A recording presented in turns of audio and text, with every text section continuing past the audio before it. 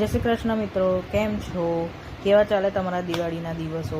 તો આજની મારી રેસીપી છે હાંડવો. તેના માટે મેં અહીંયા આગળ 2.5 વાડકી જેટલા ચોખા લીધા છે અને 1 વાડકી જેટલી મિક્સ દાળ લીધી છે. તેની અંદર મેં તુવેરની દાળ, ચણાની દાળ, અડદની દાળ 2 ચમચી લીધી છે અને મગની દાળ મેં 1 મોટો ચમચો ભરીને લીધી છે. આ બધાને આપણે 2 થી 3 કલાક માટે ગરમ પાણીની અંદર પલાળી રાખવાનું છે. તો 2 થી 3 કલાક આપણે ગરમ પાણીમાં પલાળી દઈએ. ત્યાર પછી તેને વોશ કરી અને ગ્રાઇન્ડરની મદદથી ક્રશ કરવાના છે. હું ખીરું પણ ઘરે જ બનાવું છું, જેથી ટેસ્ટ એકદમ ઓથેન્ટિક આવે.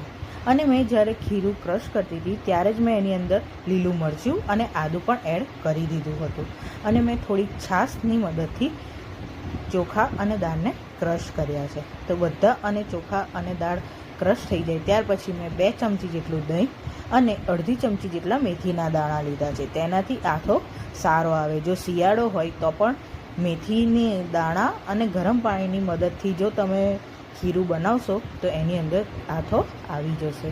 તો ઓવરનાઇટ મેં તેને આથો આવવા માટે મૂકી દીધું હતું. તો ખીરું તૈયાર છે. ત્યાર પછી મેં અહીંયા આગળ સૌથી પહેલાં ગોળ લીધો છે, કારણ કે આપણે ગુજરાતી છે તો ગળપણ વગર તો આપણને ભાવે જ નહીં. ત્યાર પછી મીઠું, હિંગ, લાલ મરચું, ધાણા જીરું અને હળદર લીધી છે અને થોડોક ગરમ મસાલો અને સાથે સાથે થોડોક મેથીનો મસાલો.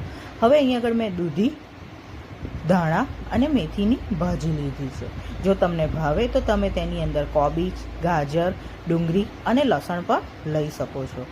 તો આ બધાને વ્યવસ્થિત મિક્સ કર્યા પછી હું અહીંયા આગળ રેતીને ગરમ કરું છું. આજે હું હાંડવાના કુકરની અંદર હું હાંડવો બનાવવાની છું. તો સૌથી પહેલાં કુકરને થોડી વાર તપવા દેવાનું છે અને નીચે થોડુંક તેલ વેડવાનું છે. જ્યારે આપણે હાંડવો ઉતારવાનો હોય ત્યારે જ એની અંદર આપણે સોડા એડ કરવાનો છે. સોડા અને તેલ એડ કરી અને તેને વ્યવસ્થિત હલાવી દેવાનું છે. તો ખીરાને વ્યવસ્થિત હલાવ્યા પછી આપણે આ ખીરું કુકરની અંદર એડ કરવાનું છે. તો આને આપણે ગુજરાતી અને તીખી કેક પણ કહી શકીએ છીએ.